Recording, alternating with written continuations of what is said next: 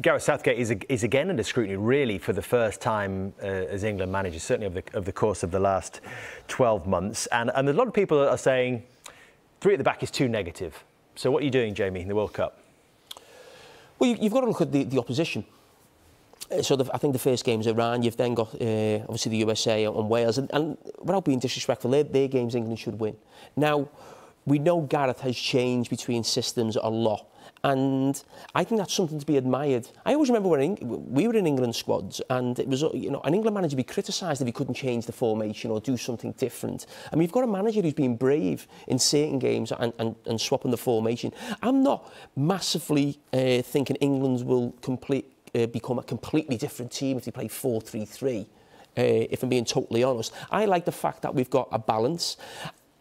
The conundrum for Gareth is, because he hasn't had his team together so long, does he still play almost a back 3 in those group games where he's expected to win no matter what formation he plays? Because it could be as if maybe France in the last 16 or maybe the quarter-finals, and you'd want to play that system then. So if England started with a 3 at the back against Iran, I wouldn't be criticising Gareth Southgate, because I think he might almost be thinking, to win this tournament, this is the system I feel we need to be, you know, solid at if we're going to beat big, powerful teams.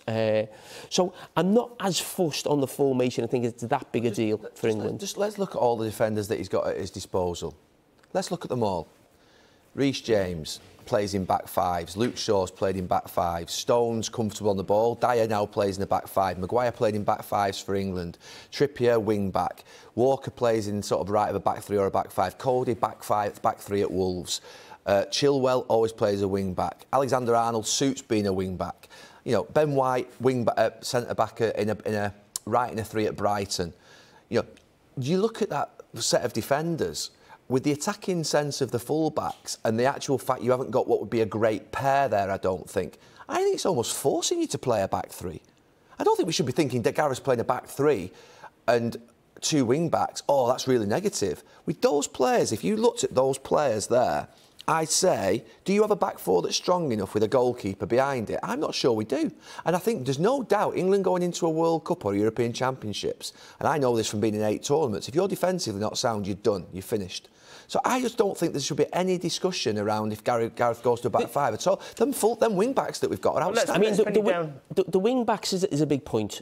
If you go back to, I think, the European Championship final against Italy, Luke Shaw obviously gets the goal. I think it comes, I'm not quite 100% sure now, he was the right wing-back on the night. I think it was Trippier. I'm sure he puts the ball in and Luke Shaw scores. So if you actually get with the ball, we talk about systems and we talk about it on this show a lot, but a lot of football now, even if you watch Liverpool or Manchester City, it's about 5 and 5.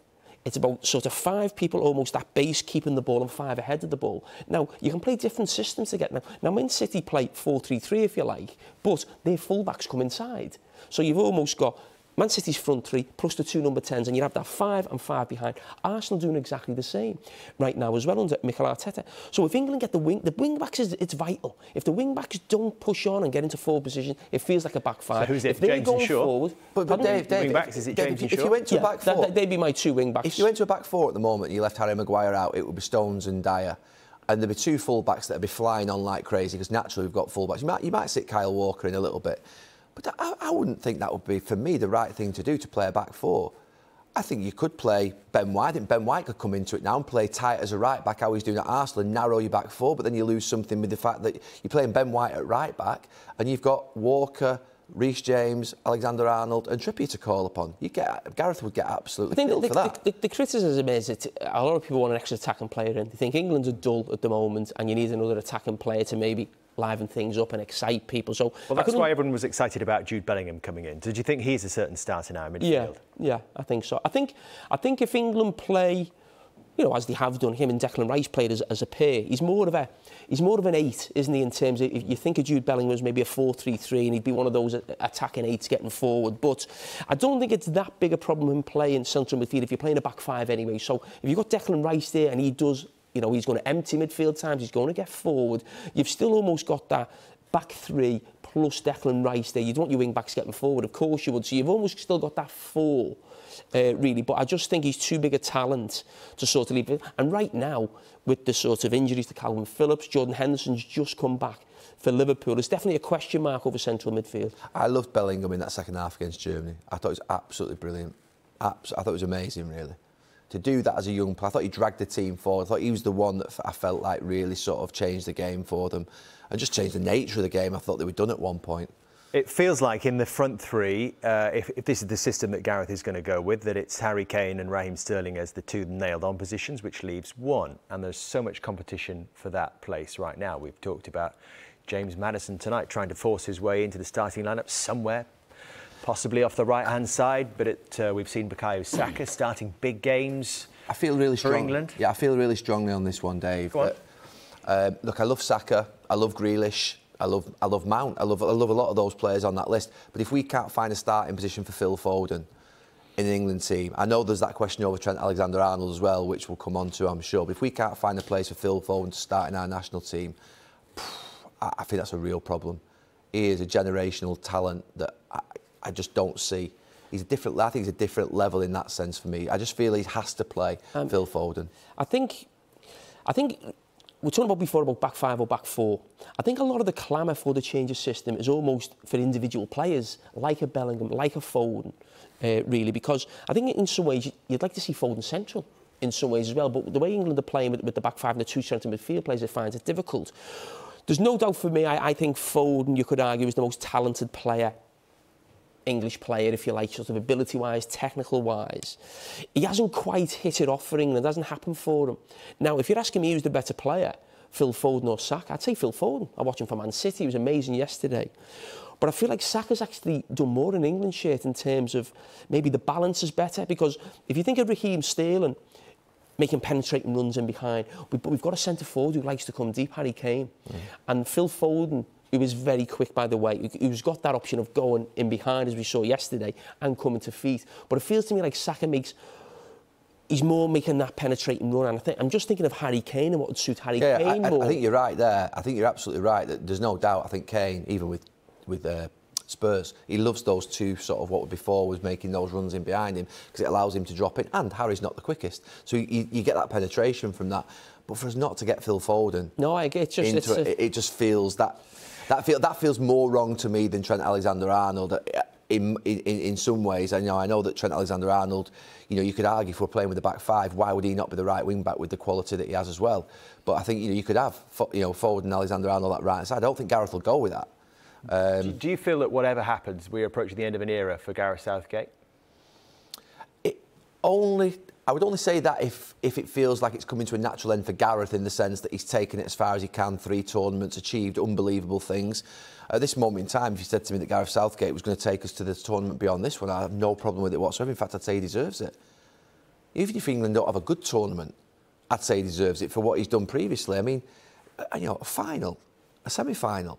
I mean, it's unbelievable what he's achieved. I know that maybe it's not enough for some people, but for me, who's obviously, seen England's their biggest disappointment in their footballing career and post-footballing career, I just think it's absolutely unbelievable what's been achieved. I think what these players have achieved is absolutely remarkable. So I'm proud of every single one of them players that plays for England.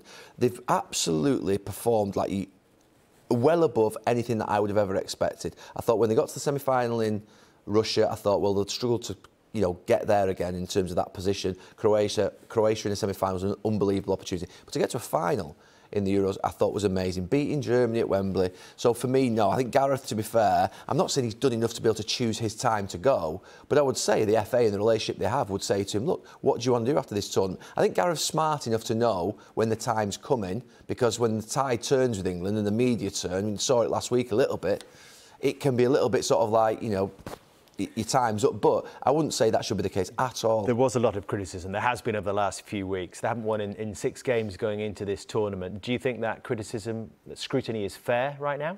No, I thought it was a joke. I thought it was a lot of idiots. Basically, he was speaking about Gareth Southgate and thinking about how well we've had it before. It's been awful before, let's be honest about it. And what Gareth Southgate's done and where we were when he came in. And again, doesn't mean you get grace forever. But England managers should only be judged on tournaments. Forget qualification.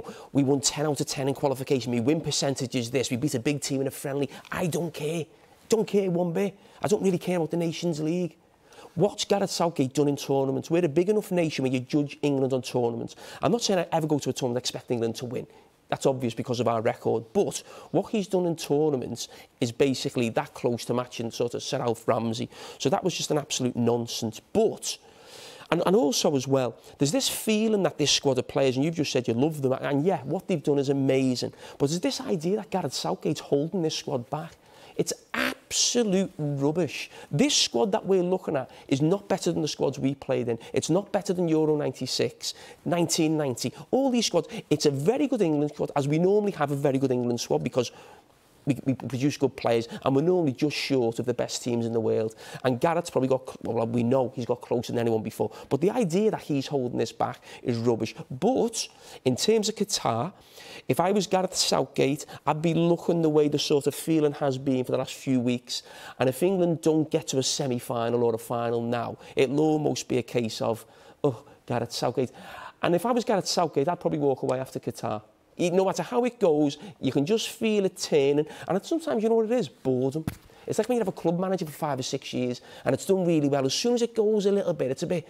You just want something new, fresh. I think Jurgen definitely should leave. Well, no, but listen, if I was Gareth Southgate, I would go after Qatar. That Nations League, by the way, in some of those 4 matches were absolute sham. That was a sham to put those 4 games in that summer slot like that. Honestly, I'm a fan of international football, and I think international football. But to put 4 games in, no one wanted them. The players didn't want them, the fans didn't want them, the managers didn't want them. Honestly, so I dismiss altogether those games. And the last 2 games, Italy and Germany. You can lose against Italy and Germany. I mean, Italy aren't even in a World Cup. Sorry, in the World Cup in Qatar. Germany, we did well in that second half to come back against them. They're 2 top countries. So I've got no problem with that Nation League. It was shambles, that tournament. You were all right when Sky had it, weren't you? You had some nice trips. Nations League, we're all behind you. Nations League. As soon as we lose it,